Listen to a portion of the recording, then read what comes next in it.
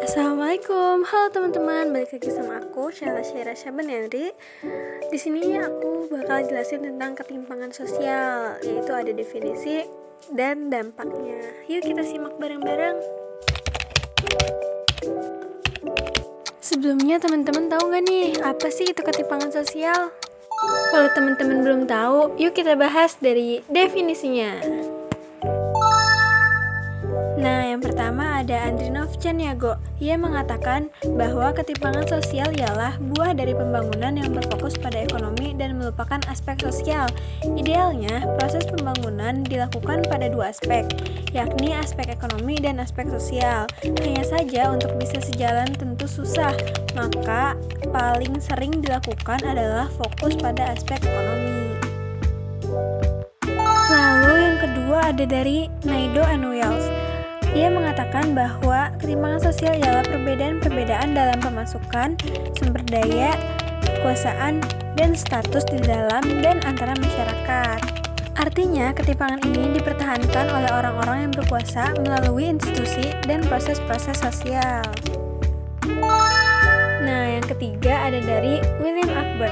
Ia berpendapat bahwa ketimpangan sosial ialah perubahan sosial yang melibatkan unsur-unsur dalam masyarakat yang saling berhubungan antara satu dengan yang lain. Artinya, dalam masyarakat tentunya akan terbentuk suatu hubungan erat antara satu hal dengan yang lainnya. Hubungan erat ini kemudian memunculkan kesadaran ada perbedaan dan memunculkan ketimpangan secara sosial. Nah, yang keempat ada dari Jonathan Houghton.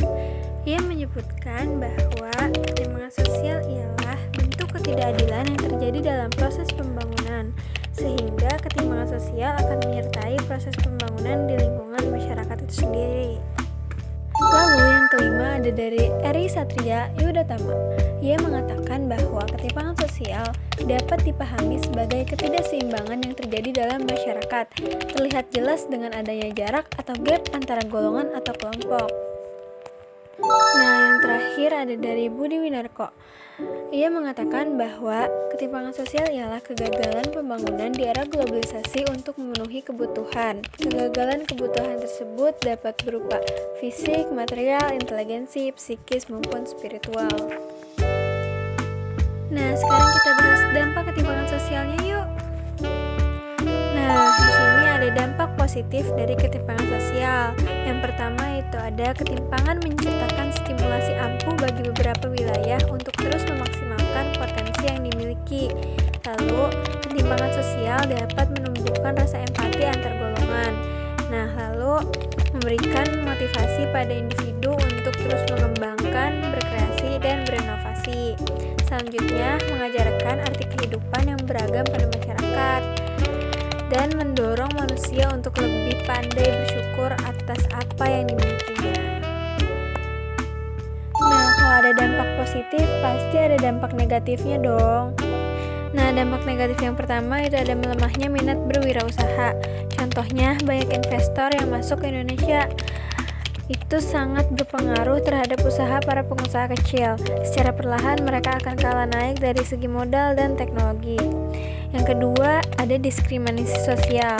Munculnya akibat perbedaan suku, ras, kelas sosial, jenis kelamin, agama, dan lain-lain. Diskriminasi terdapat dua tipe. Yang pertama, diskriminasi langsung dan tidak langsung. Kalau langsung itu suatu bentuk diskriminasi di mana hukum atau kebijakan dibuat dengan menyebutkan secara jelas karakteristik tertentu. Kalau diskriminasi tidak langsung terjadi ketika peraturan yang sifatnya netral, namun dalam pelaksanaannya di lapangan terjadi diskriminasi. Nah, yang ketiga ada kecemburuan sosial, yaitu terjadi karena dua hal. Karena yang pertama karena prasangka, yang kedua akibat perlakuan yang diterima oleh kelompok yang dibeda-bedakan. Yang keempat ada konflik sosial. Umumnya konflik terjadi karena perbedaan. Ketimpangan rentan menimbulkan konflik sosial di masyarakat. Yang kelima ada kriminalitas, yaitu masyarakat miskin harus berusaha keras memenuhi kebutuhan hidupnya di era globalisasi. dan beberapa di antaranya menghalalkan segala cara untuk memenuhi kebutuhan hidupnya. Yang keenam ada monopoli, yaitu orang yang memiliki kekuatan dalam ekonomi, hukum, politik, dan lain-lain. Mereka akan berusaha melebarkan sayap kekuasaannya. Hal tersebut membuat rakyat miskin tertindas. Contohnya yaitu pembangunan pasar modern lambat laun akan menyisihkan pasar tradisional.